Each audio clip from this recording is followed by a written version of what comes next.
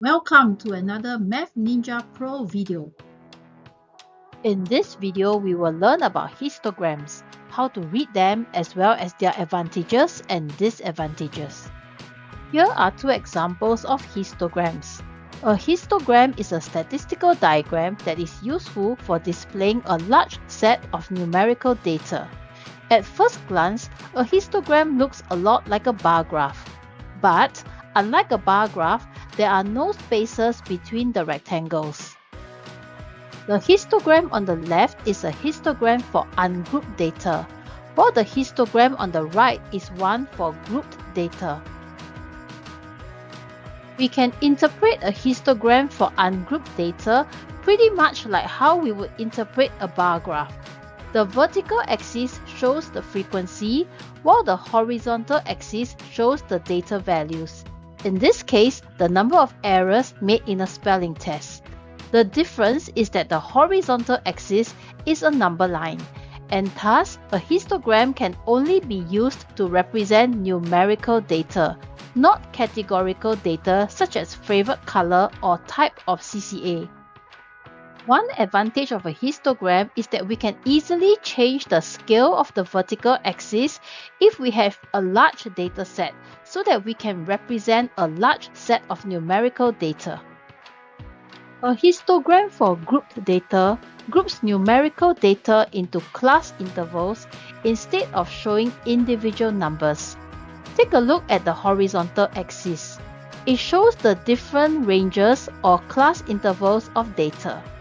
In this case, it shows the time spent on gaming, but it could also represent something like ages, test scores, or even the heights of students in a class. Notice also that the class interval for each bar is equal. In this case, it is 30 minutes.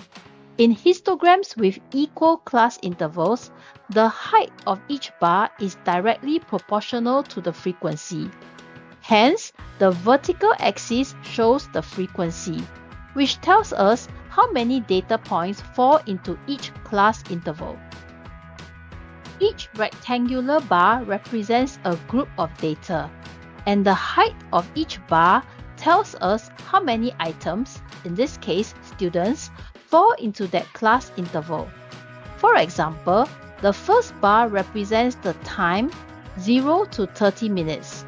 Since the first bar is 3 units tall, it means that 3 students spent 0 to 30 minutes on gaming. Similarly, we can tell that 6 students spend 30 to 60 minutes on gaming, and so on. How many students are there altogether in this dataset? If we add up the frequency for each of the 5 bars, we get 21 students. Histograms can help us spot patterns in a dataset. Let's take a look at this histogram. The taller bars are on the right side, with the shorter bars on the left. This tells us that most of the data falls in the higher ranges and fewer data points appear as we move to the lower ranges.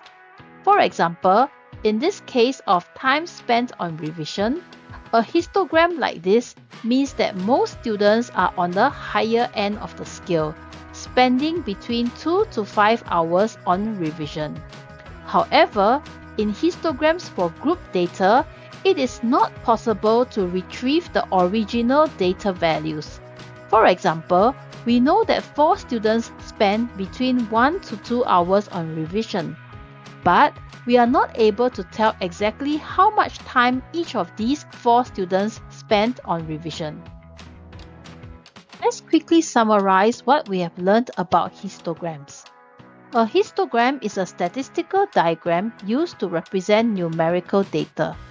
The horizontal axis shows the ranges or class intervals of data. For histograms with equal class intervals, the vertical axis shows the frequency, or how many data points are in each class interval. The height of the bars tell us how many items fall into each class interval. We can use histograms to help us spot patterns, like where most of the data is concentrated.